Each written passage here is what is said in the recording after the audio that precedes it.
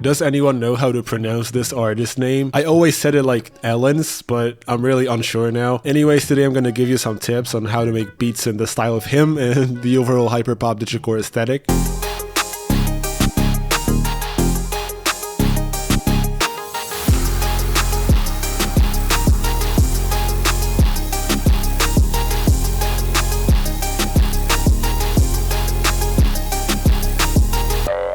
For the melodies, we mainly use pluck sounds, and I like to start off with a very simple chord progression. These beats tend to be really energetic, so we're opting for a rapid changing chord progression like here.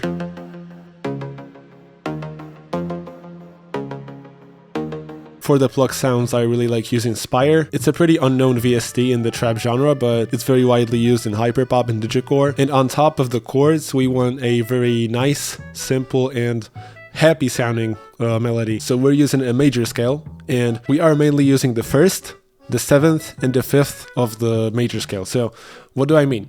We are in G sharp major, so we're using a lot of the G sharp, which is the 1st, the G, which is the 7th, and the D sharp, which is the 5th. These notes work especially well in the hyperpop and digicore just to make them like happy and energetic. So you should have a melody that sounds something like this.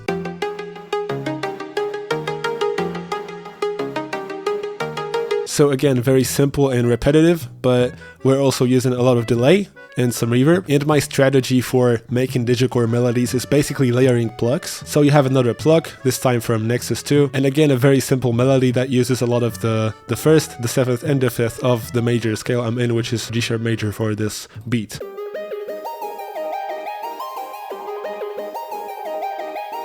There's some cool stuff going on this melody, and we'll get to that later. I chose another plug from Spire, and I copied my main melody. I often copy my main melody onto another preset just to make a layer, so basically just make the melody more full, just adding another sound on top of it. This one is a bit more harsh, and it sounds like this.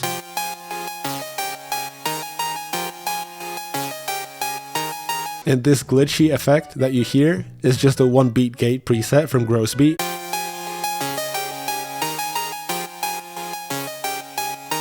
Very simple trick. And also I copied the main melody again to make another layer. This is also a Spire preset, this time it's a lead. And a cool trick, you can see that my Spire is a little bit like navy blue or something. You can do that by pressing the menu and then go to GUI options and then select the themes in here. So for example, dark theme would look like this. I think it's my favorite. Anyway, the whole melody sounds like this.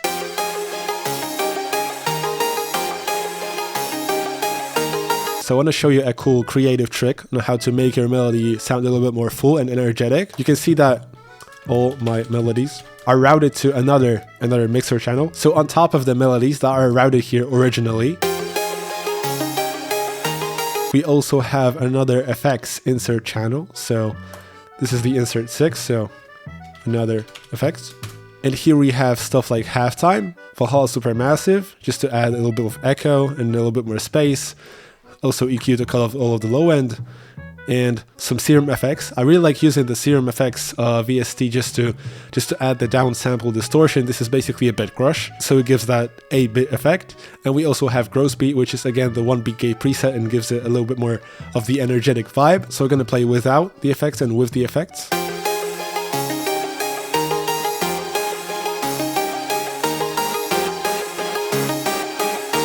Yeah, so just a little ambient layer to help the melody stay a bit more energetic. And now let's get into we've got the classic 2-step hi-hat pattern going on, but I have 2 hi-hats layered on each other. So the first one, the second one, also an open hat, a very simple snare pattern that also has a clap as a layer.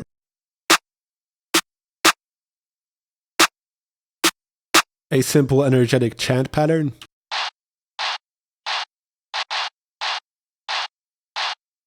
The whole thing sounds like this.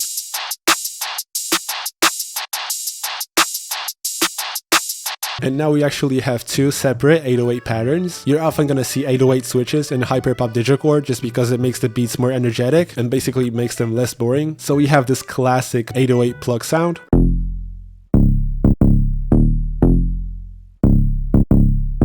Pretty much every digicore drum kit has this sound in it, so you can just download a random one and I'm pretty sure you'll find it. And if not, then you can check out my Winter Night drum kit. It's got a lot of drums, but also transitions, effects, and melody presets for this genre. Then I copied this 808 pattern onto a kick pattern.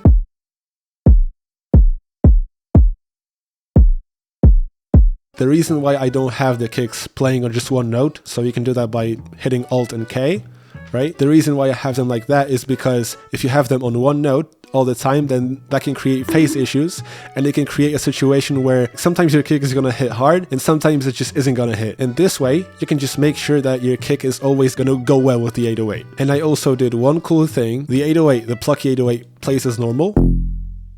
And then when the second 808 and the kick are coming in, I have a fruity chorus and an EQ automation that just cuts off the low end. So we have this EQ that cuts off the low end from the pluck 808 and also the chorus. And this is done just to make a layer for the second 808, but also we're cutting off the low end so the plucky 808 doesn't clash with the second 808.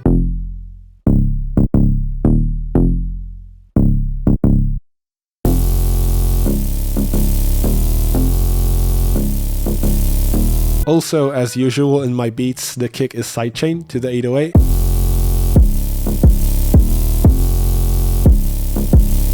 Just so it hits a bit harder, and you may want to end up with your drums sounding something like this.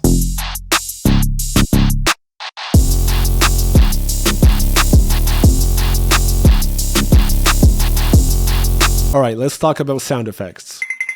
You can use all kinds of sound effects really, but I really recommend simple risers and just simple noise impacts. It just helps to create slight movement in the beat. So an example of such sound effect would be this noise effects right here. A transition like this.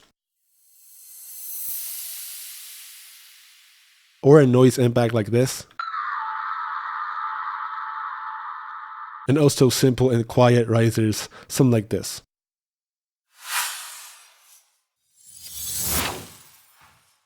I also handcrafted this riser before the drop. So subtle effects like this can help the beat just stay more unique, I guess, and it sure adds a bit of movement.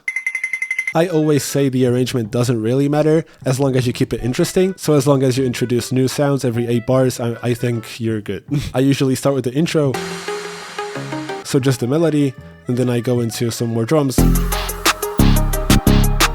Then I add some more drums and some more melodies. And then I switch the 808s and introduce the kick.